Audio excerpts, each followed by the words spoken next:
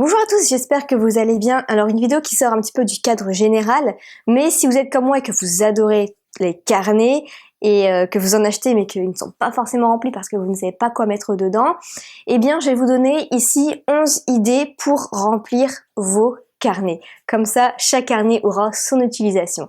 C'est ce qu'on va voir, n'oubliez pas de vous abonner, à tout de suite.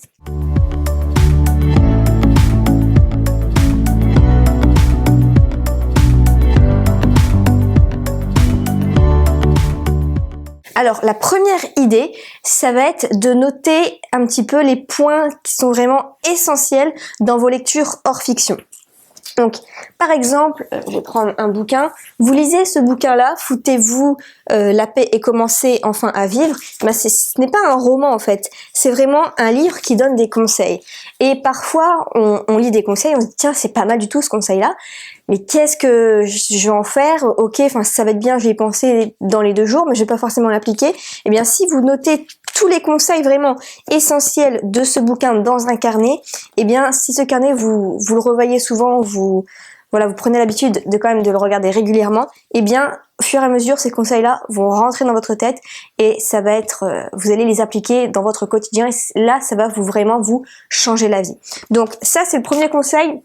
Pour remplir vos carnets, moi c'est ce que je fais avec un de mes carnets. J'ai vraiment un carnet où pour toutes mes lectures vraiment intéressantes hors fiction, je vais noter tous les conseils essentiels et qu'est-ce que je vais en faire derrière. Ça me donne vraiment énormément d'idées. Deuxième idée, eh bien ça va être d'utiliser un carnet pour noter toutes vos citations favorites. Alors vous dites peut-être que c'est intéressant mais ça ne va pas vous servir. Eh bien si, ça peut vous servir. Par exemple, moi mon carnet de citations, je m'en suis servi pour faire les citations dans mon propre bouquin et reprendre celles qui me parlaient le plus. Donc comme ça va être vraiment un bouquin qui me ressemble parce que ça va être des citations que j'ai adorées dans le passé. Et ça peut vous servir également pour Instagram.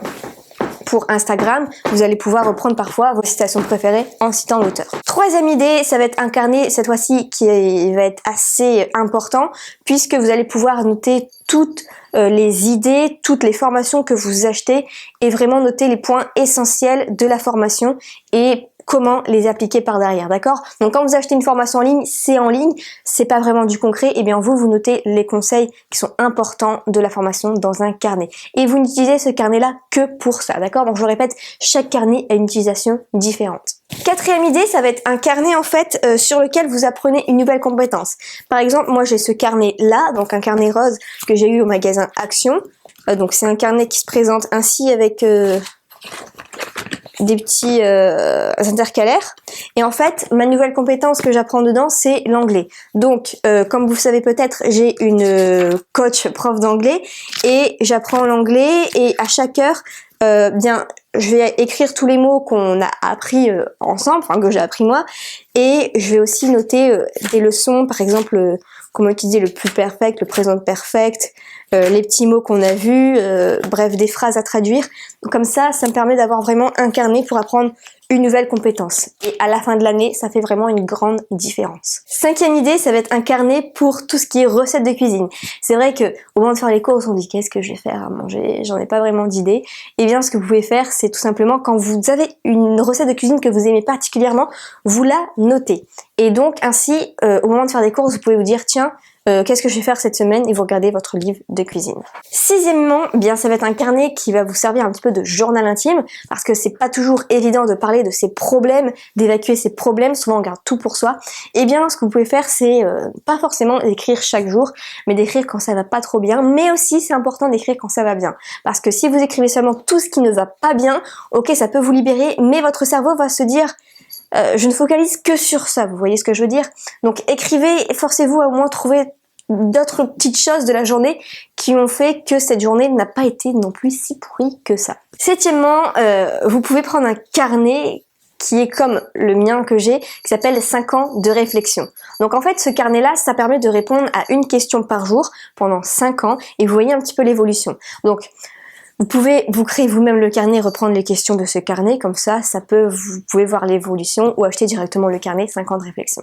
8e carnet, ça va être pour noter toutes vos idées de vidéos, toutes vos idées d'articles et la structure de l'article, d'accord? Donc, vous avez une idée de vidéo en tête, vous écrivez le titre et ensuite, quand vous avez le temps, bien vous écrivez toute la structure, tout le contenu de cette vidéo à l'intérieur. Donc voilà, ça c'est très important d'avoir un carnet aussi de contenu avec toutes vos idées, au moins vous ne perdez rien et vous avez de quoi faire. 9e idée de carnet, ça va être un bullet journal pour ceux qui sont intéressés par ça. Donc un bullet journal, qu'est-ce que c'est? C'est en fait un agenda que vous concevez vous-même. Donc j'en avais déjà fait moi-même par le passé, mais la limite, je trouve, c'est qu'on peut pas vraiment planifier des choses dans le futur, sinon faut écrire faut tout écrire à l'avance et c'est pas le but.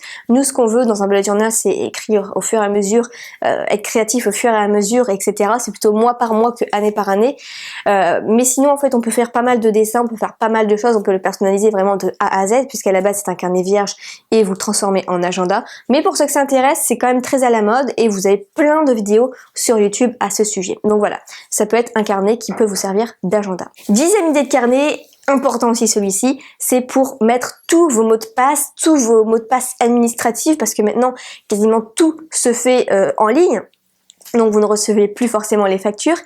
Mais parfois, les ordinateurs enregistrent le mot de passe, mais il suffit qu'il y ait une mise à jour, que les cookies soient supprimés parce que vous deviez le faire, et vous avez totalement perdu les mots de passe. Alors avant, on utilisait tous les mêmes mots de passe, mais maintenant, les mots de passe nous disent « Ah non, je ne veux pas ce mot de passe-là. Je veux qu'il y ait au minimum une majuscule, une minuscule, un chiffre, et puis un numéro, un caractère spécial. » Donc là, ça se complique un petit peu et chaque site internet a ses exigences et parfois sur chaque site, vous avez un mot de passe différent. Donc c'est important de pouvoir les retrouver et de tout noter là-dessus. Et enfin, 11e et dernière idée pour un carnet, ça va être de planifier un petit peu votre vie de rêve. Par exemple, moi, chaque année, j'ai 3 objectifs majeurs et pour ces 3 objectifs, je ne vais pas simplement me contenter de les noter, mais je vais donc noter tout en haut l'objectif numéro 1 par exemple et ensuite en dessous, je vais noter comment je peux y arriver avec les différents plans d'action, comment les planifier, etc.